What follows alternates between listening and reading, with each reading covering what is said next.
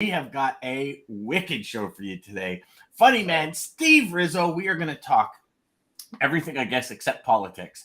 We're going to explore journeys. How do we really get the best out of ourselves, and how do we stay out of our own heads? And that's really the essence of getting your shift together. Yes. To the HPLS podcast. Live, relevant, and high performance information, conversations, and education weekly.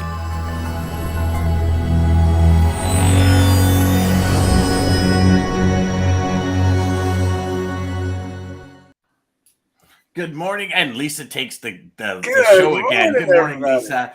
Good morning, Jeff. Good morning, Daman.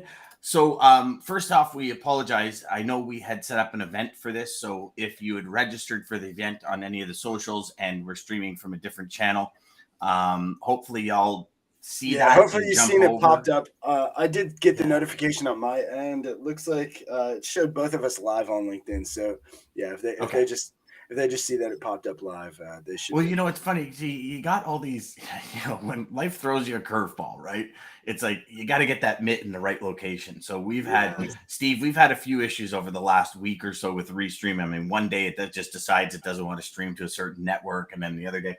And so we had a little bit of an issue this morning getting Steve in, because all of a sudden Restream was asking for all these things that they don't normally ask for. And so I just said, you know what, screw it. We'll just put it on a regular thing, and we'll just keep moving forward to get this message out. So Steve, welcome.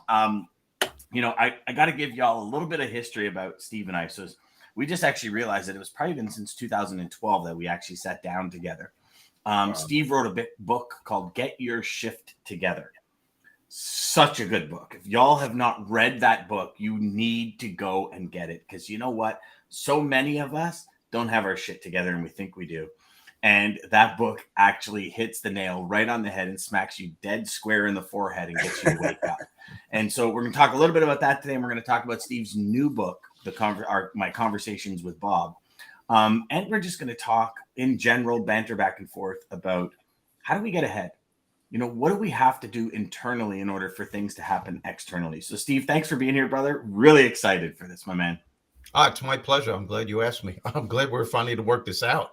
Yeah. Hey, with every adversity comes an equal or greater benefit, brother. And I got to tell you, my motivational skills were going out the window there for a minute. I was just like, asking for a password, and we don't have a password. How can I give you something I don't have? And I'm talking to my laptop, going, "What the hell's going on here?" I hear that. But we're here now, so that's important. So here's actually. If you can, it's an old story we talked about, but I think it's a great starting point. Can you talk about when you were on your way to an interview and you had a conversation with a toll booth worker that kind of turned a lot of perspectives around in your head? Yeah. I think that's the first time in my life that I coined the phrase humor being. And this was in the middle of my comedy career. I did stand-up comedy, as you know, for 24 years. And in the middle of my comedy career, I quit and became a motivational speaker. And it's on the same path. Excuse me? It's on the same path, right? It's the same path. It's just I just took a different fork on the road. I always do. And which upsets a lot of people too, I got to tell you. So, which is why I'm divorced too. But anyway, that's a whole other story. That's a whole different story. It's like the morning I woke up and said, "I want to become a woman now, honey," and she goes, "Oh, forget it." No, but so my whole thing when I speak to people is that you're in more control of your life than you can possibly imagine, and we're all born with innate common sense strategies that can take us to a better place personally and professionally. And one of the strategies is for us to unleash the power of your humor being on a daily basis. And everyone on this planet has a humor being within them. Everyone. Your humor being is of your higher nature. It's a part of you that brings out the best in you. When times get really tough, what your humor being can give you more than anything else is peace of mind and emotional stability. And now I'll get to the story about the toll booth. This is when I realized how powerful my humor being was. It was in the middle of my comedy career. And I was in New York City, and I had a rental car that kept breaking down and stalling out and then starting again. The air conditioning isn't working. It's 98 degrees. I'm in the middle of Manhattan. I don't know if you've ever driven in New York City, but it could be very intimidating. And as this car is stalling out and I'm sweating and New Yorkers are beeping their horns and cursing at me, what made it worse is that I'm already 20 minutes late for a very important audition. Now I'm feeling this massive snowball of negativity building up. And I'm like, oh man, what else could possibly happen? And don't ever ask that question. Because when you do, the universe will answer you. So I pull up to this toll booth to go into a part of Manhattan.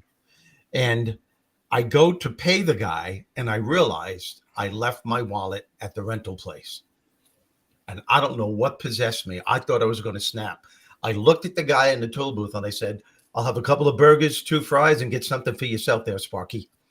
Now, without missing a beat, this guy looks at me with a typical New York grin, and he looks at me and he goes, would you like me to supersize those fries, my friend? And I just started laughing. And so was he. But all the cars in back of me, they weren't laughing at all. They're beeping the horns and they're cursing.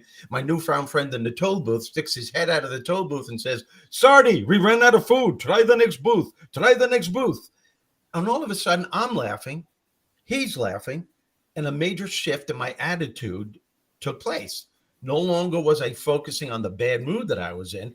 My mind shifted and I was thinking about something ridiculous that was now occurring. See, because your brain can only focus on one thing at a time. So right now my brain is laughing. But the coolest thing, after we had this little banter together, the guy let me go without paying. I mean, he looked at me and he said, listen, you're having a tough day right now. I can see what you're going through. Don't worry about it. This toll is on me. I got you back. And he said, and thank you. I said, what are you thanking me for? I said, you're letting me go without paying. He goes, but you need to understand, I'm really new at this job. This is only my second day. And believe me when I tell you, I really needed to laugh today. And I went, so did I. But here's my point. I drove away from that toll booth in a totally different state of mind. And as a result, I was able to plant positive thoughts in my head, constructive ways on how I can deal with this very important audition that I had coming up. And I had a great audition. I kicked butt. And it's a good thing I did. Led to the most important break of my comedy career. That's how I got my first TV special, my Showtime special. And that special paved the way for every other TV appearance that I was ever on. Wow. Now, let me ask your audience this question. What do you think would have happened if I would have gone into that audition in the mood that I was in before the toll booth incident? I wouldn't have had a chance. Not in the mood that I was in. And I realized it's only when I started laughing was I able to think positive. Now, why is that? Here's the psychology behind this. When you start laughing in the midst of a stressful situation like that, your brain is no longer focusing on the stressful situation. Your brain is now somewhere else laughing at something ridiculous that you just did. Your brain is totally in a totally different realm. And that's the first time in my life that I realized that my humor being came to the rescue and turned that stressful situation into the ultimate success story. Just by Steve, I love that. My question becomes, how do you replicate that? Like, have you figured something out where you yourself can replicate it? Can you share with the audience for anyone that might be going through those challenges? Yeah, because the more you use it, the more it becomes a part of who you are. Mm-hmm. And when I realized, actually, as a matter of fact, it was sometime after that audition, I said to myself, what was it that snapped me out of that mood instantly? What was it? And I realized it's only when I started laughing. And I went, well, why is that?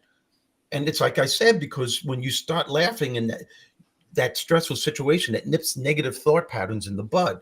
So when that happened, and I saw that transformation taking place, that was sending a message to my subconscious that runs 97% of your life. So the next time I'm in a stressful situation, I automatically recall that, wow, my ability to laugh in that stressful situation helped me to cope with it. And it led to something fantastic. Let me do it again and see what happens. So my point is that you have to become aware that you're getting upset and knowing that at some point you're going to have to find the humor within either that situation or another one that will come up at some point throughout the course of the day. See, there most people hold on to their bad moods. Let's say you get up in the morning and your car doesn't start. Now, of course, you're going to get angry at first. Man, I'm really pissed off. My car didn't start. But some people hold on to that for days. Yeah. For days. And you even ask her, hey, Joe, how you doing? Well, yesterday, let me tell you what happened. And by telling that story again, they're reliving the situation and not knowing unwillingly, they're putting themselves in a very negative state of mind. And they're taking that mood with them throughout the course of a day. So the key is to become aware that you're getting upset and to know that maybe this is frustrating, but there's something within you that can meet this challenge head on, and know that at some point, if you could find the humor in something, even if you could see something that somebody else is doing that can put a smile on your face, hold on to it, acknowledge that that shifted your mindset. And the more you do it, the more it becomes a part of who you are. Did that make sense?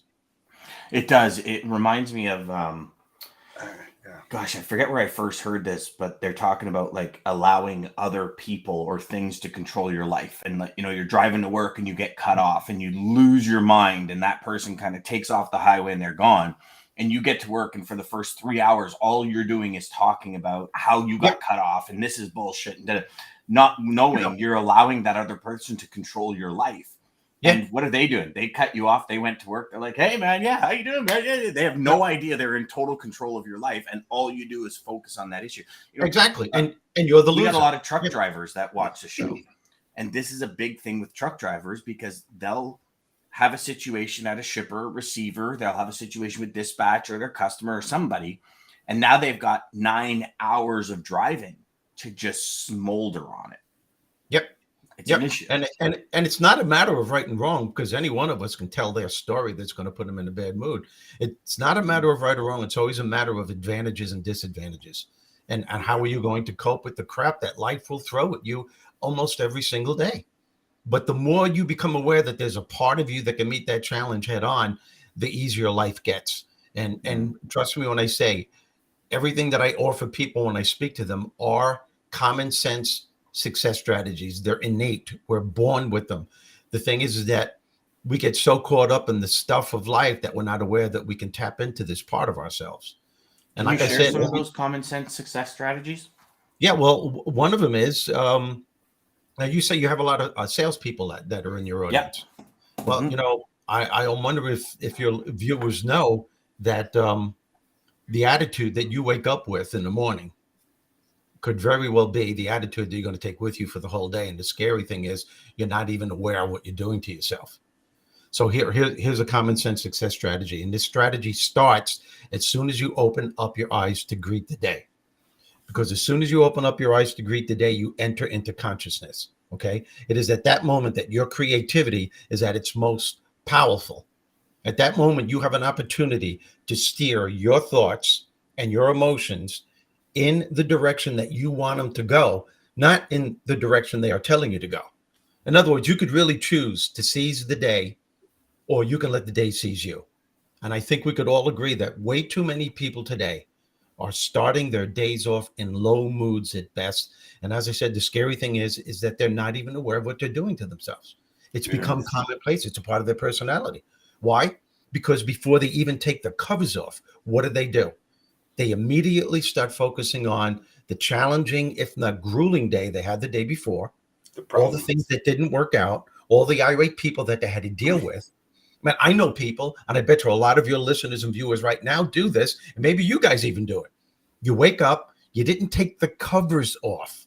You're still groggy. You just started thinking about the crap you had to deal with the day before. Then you reach over to your nightstand, you grab your iPhone or some other apparatus, and you start looking at all of the messages that you think need to be answered before you even leave the house. That is absolutely insane. Insane. Give yourself a break. Now that you've compounded the problem from thinking of the stuff that didn't work the day before, now you're looking at all the messages that need to be answered. You didn't even take the covers off, and you're wondering why you're feeling all out of sorts, even after 3 cups of coffee. So what I ask people to do, and here's the strategy, is to get their shift together. In other words, when you wake up in the morning, before you take the covers off, don't think about everything that needs to be done. Rather, think about who you have to be in order to get it done. That's step one. And right then and there, when you say to yourself, who do I have to be to get this stuff done today? How can I start my day with an unstoppable attitude to succeed regardless of my circumstances? What needs to be done? That's when you immediately, again, before you take the covers off, you shift your focus and your way of thinking, not to what isn't working in your life, but to what is working, to the things that lift your spirits, to the things that bring you joy, to the things that can elevate something within you to make you gradually feel better. What I'm asking people to do, and this takes 30 seconds to a minute before you take the covers off, is to formulate, to create an attitude of gratitude. And I don't care who or what it is. Maybe you're thinking of the person lying next to you. Maybe you're thinking of your children, your grandchildren. Maybe you're thinking of the dog lying by the side of the bed. Maybe it's a particular goal that you achieved. Maybe you're having friends over for a Saturday dinner or for a sporting event on a Sunday. It doesn't matter who or what it is. Everyone could find something that they are grateful for in their life, and that they could elevate their spirit before they start their day and take it with them throughout the day. Notice the difference. Now, why do I want people to do that? Because an attitude of gratitude simply makes you feel good. And that's what our lives are all about. It simply makes you feel good. And feeling good is the fuel that drives motivation and inspiration. Think about it. It is absolutely impossible to stay motivated throughout the day if you are harboring negative emotions or if you have a bad attitude during the process. The number one reason why people consistently fail in business, especially in sales, it's not because of the challenge within itself, and it's not because they're not smart enough. It's because somewhere along the way, positive momentum ceases. And the reason why positive momentum ceases is because the individual is focusing all of their energy on what isn't working and all the things that need to be done in order for them to get it to work, not leaving any room at all in that brain of theirs for positive or optimistic thoughts to seep through so that they can deal maybe even with the next challenge that will inevitably follow. It's a simple strategy. The more you do it, the more it becomes a part of who you are. That's powerful. That's powerful. Yes, that now, is. as a quick shift, and then we got some comments to get to, but we're going to get to the lane of the day.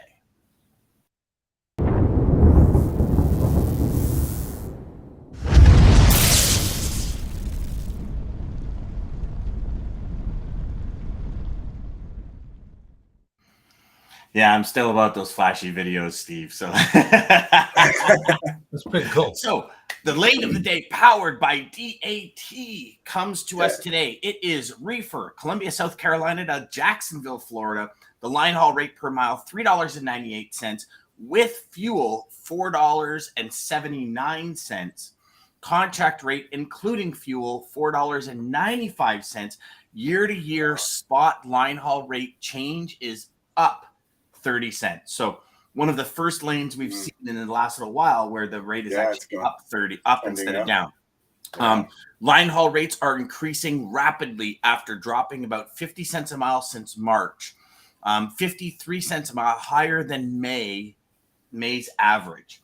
So we are starting to see a shift in a lot of the markets. And as we go through the lane of the day, Dean's here tomorrow to give us a bigger idea and vision on it. But I'll tell you right now, things are starting to turn, and it's a good thing. I think it's going to get people are going to be a lot more excited in this. So we have got a ton of comments. So Jess says, "Come on, Dan, get your shift together." Brother, we made it work. We went on a regular stream. Yeah, we're sorry, guys. We're sorry. Yeah, exactly. Lisa says it wouldn't have turned out how it did, and that goes back to your toll booth story. ESP. Having thoughts keeping you up at night, keep you up at night, 100%. Yes. Jeff says, as a professional, you would have incorporated the wallet, the rental car, and the toll booth collector into your routine. My advice is to never take your problems to heart and instead laugh about it. Why the hell do you think I still have hair on my head? Yeah, I mean, I laugh about it, but and Steve laughs about it. Well, I don't. That's because I laughed so hard the hair came out. So. Yeah, the hair came out. Me too, Steve. Me too, Steve. I mean, I'm not as follicle challenged as you two, but I still, I got a 7 head instead of a 5 forehead. We have the power to choose our state of mind, gratitude. Grateful right when I wake up. Absolutely, Lisa. Jeff says that's what I do, Steve. I smile, laugh, and tell myself it's going to be a great day. I'm always positive no matter what. Ask DJ and Dan. And that I concur. He is.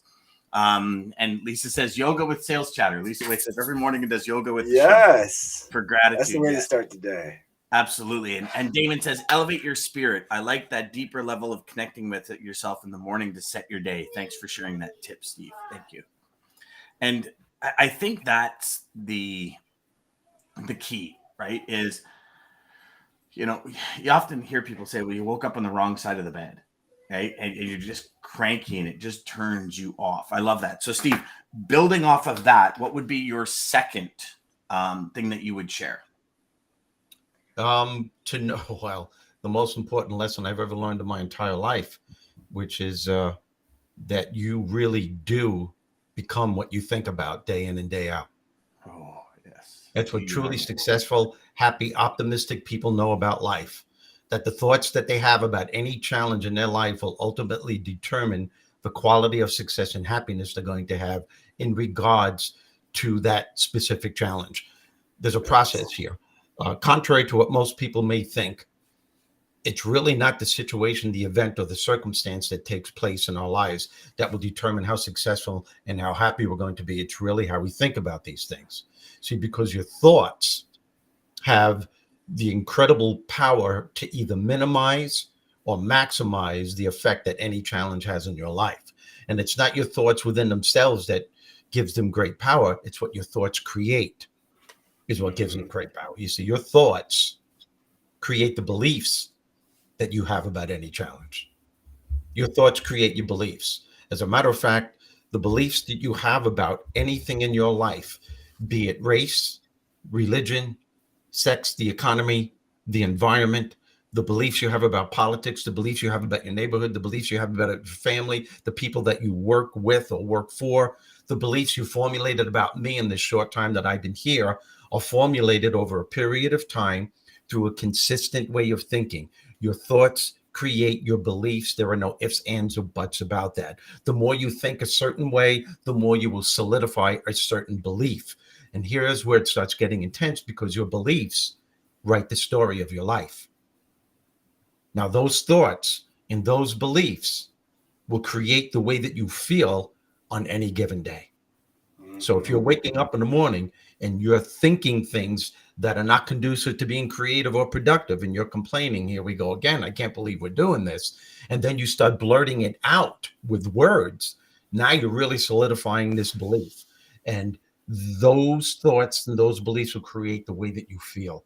Now, the way that you feel on any given day, by the way, this is what separates those who succeed from those who fail. Because the way that you feel on any given day will formulate the attitude that you have. So those thoughts will continue solidifying that belief system that will cause you to feel maybe even emotionally distraught. That will give you an attitude which is not conducive to being creative or productive. And all of this put together, this cycle will eventually lead to a particular action that you take. The actions that you take always lead you to an outcome. Now, you have a choice on what thoughts to program in your head so that eventually when you do take action throughout the day, it's going to be a productive outcome. Even if it doesn't work out right the first time, know there's something within you that could get it right. And that's another thing that separates people who consistently fail and from those who succeed, is that when it doesn't go right the first time, they don't start with this negative self-talk. I knew this was going to happen. I try to achieve something, it never works. I'm always going 2 steps up and 5 steps back. Why does everyone else have what I want? I deserve it more than other people. How come my life isn't working? See, some people call this negative self-talk. I call it self-curse talk, because you're casting a spell on your life. Those are creating or solidifying an already negative belief system, causing you to feel like crap. Now you have a bad attitude. Now with all that, you're taking actions, and that's going to lead to an outcome, and you're compounding a problem. As human beings, we have a tendency to make challenging situations worse than what they have to be, all because of our thought process. And it's up to you to create the thoughts that you need to get you where you need to go. So, Steve, how would one then, you know, negative thoughts are probably one of the most challenging things ever. I mean, I'm a very positive person. The most challenging thing ever. Yeah, yeah. And consistently, I'm saying, why would I think like that? Why would I think like that? Why would I think like that? You got to think about it, though. I mean, we're human. Our brain, if we get rid of all the baby world that we live in today and we trace it back to what humans had to deal with, our brain told us, be careful. There might be a wildebeest over there. Run. And that's all it's telling us. So it's constantly just our brain is trying to protect us, but it's protecting us by always going to the negative outcome first to really. Well, you nailed it, DJ. That's exactly right. Because we're born, it's part of the human condition to think from a fear-based mindset. Yeah. But we have evolved, and most of us have realized there's a higher part of ourselves that we can connect with. You can either connect with the higher part of yourself, or you can connect with the big mouth inside your head. And some people call the big mouth the devil, which is, pretty comparable, because if you listen to it, there will be hell to pay. And you have to, and I think that's another thing, DJ, is that you have to be, the key to setting yourself free from that is being aware of what you're saying to yourself, of what you're thinking. It's the awareness that sets you free. Because as soon as you become aware and you're going, oh my God, I'm doing it again, instantly the negative self-talk stops. And now you have to take a deep breath and say, whoa, where is this going to take me? And you could actually feel that feeling of pressure dissipating, because you knew what you were doing to yourself. And now you're saying to myself, and which is what you have to ask yourself, I got an important day here. I got to meet with a client. I have a big sale that I could nail right now. I can't take this attitude with me to my next client. What will the outcome be? And when you start asking yourself questions like that, the answer is pretty obvious. So now you could shift your focus, gradually shift your focus and your way of thinking to the strengths that you have, to something that would be more conducive to creating the outcome that you want. The more you do it, the more it becomes a part of who you are. And before you know it, you realize you're starting to respond to life stuff from a higher part of yourself. And another thing, people should start their day knowing they're going to be confronted with challenges. That's not a negative statement. No. We are here on this planet to experience, to learn, to grow, and to become the best person that we can be. I want you guys to get, I want your listeners to get this. How you experience all of the things that happen to you in your life will determine what you learn.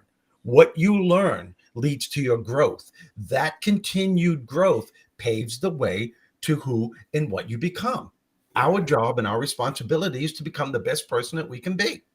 That's always up to us. It's not the situation. It's not the circumstance.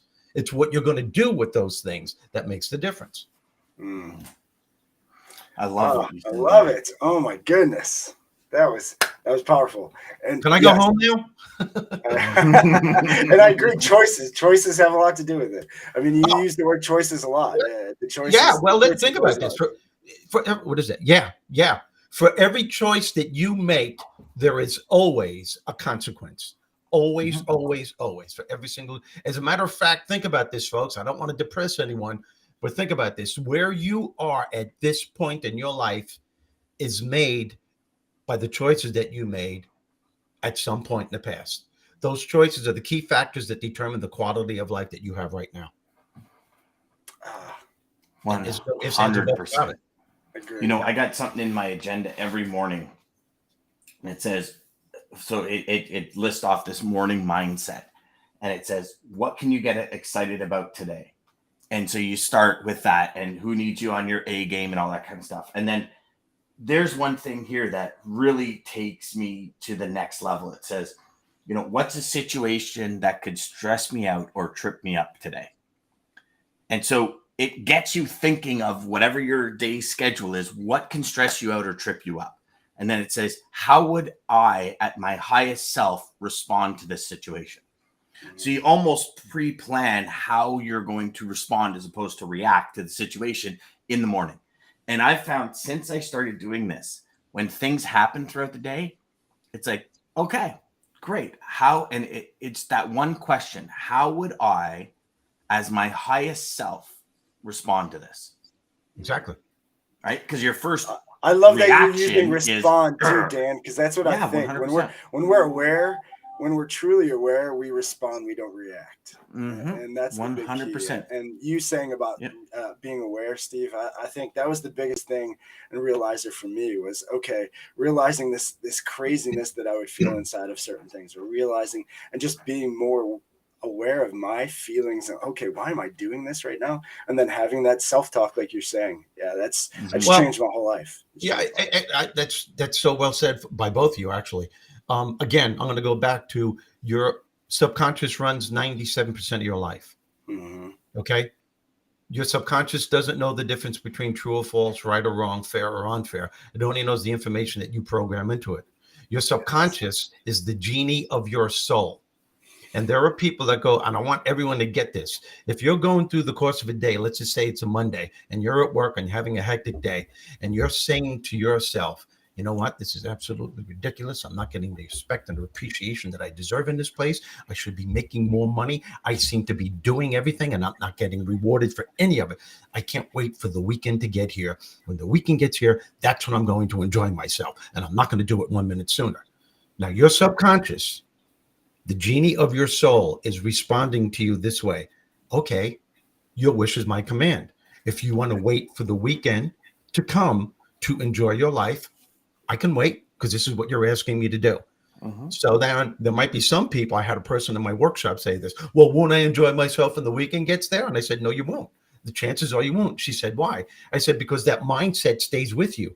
That is the mindset you created about everything in your life. So now you're going to be home, and I guarantee you, you are going to find something else that's going to piss you off or annoy you that day. It might be, why is it that when I'm home, I can't have any time to myself? Why can't the kids just take off for the weekend? Why can't I have time for myself? Right? You know what I mean? There's always something. You're always going to find something. Yep. Always.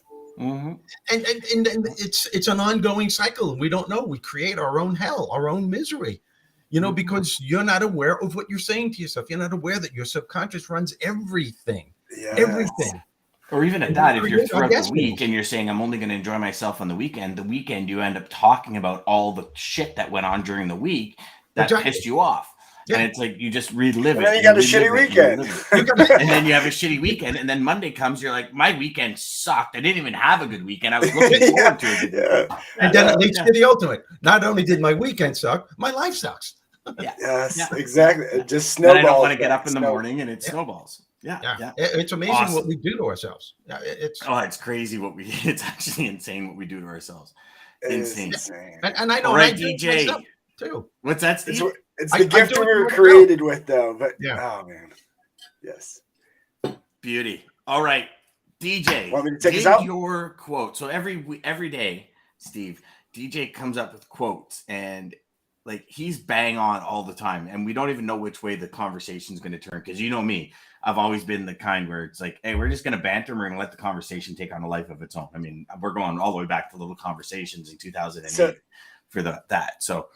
Did it match, DJ? We'll see.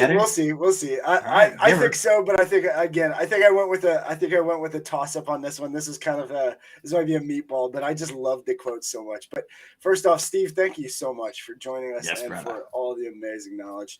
Guys, we didn't get to talk about it. Maybe we'll have him come back on. He has a new book, Conversations with Bob. Once you figure out who Bob is, you'll like the book even more. But amazing book. Please check it out. You can get it on Amazon. It's already getting great reviews. It's the best thing I've ever done in my life. It's the reason why I was put on this planet. Conversations with Bob. It's all dialogue. Yes, and it is. And he has a podcast as well. Check it out if you get a chance. But again, thank you, Steve, for joining us. As My always, pleasure, thank you everybody for all the comments and joining us daily. Lisa, obviously, thank you for the shout out with the sales chatter and yoga. You guys want to start with gratitude in the morning?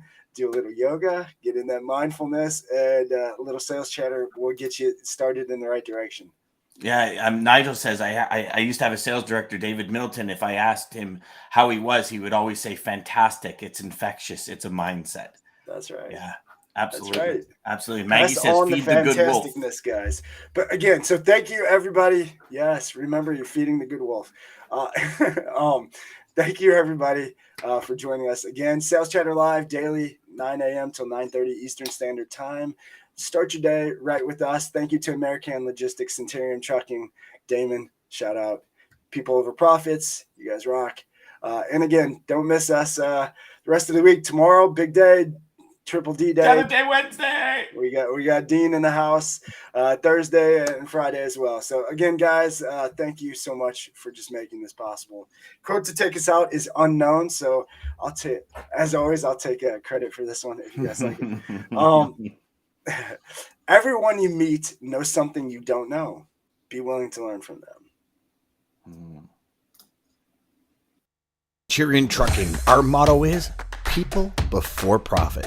Today's market requires more transparency, consistency, and focus on what our clients need to win. Centurion Trucking and American Logistics are poised to help their clients achieve and surpass their targets. If you're looking for a team that honors your needs, dreams, and aspirations, then get a hold of Daman at American Logistics or Centurion Trucking and start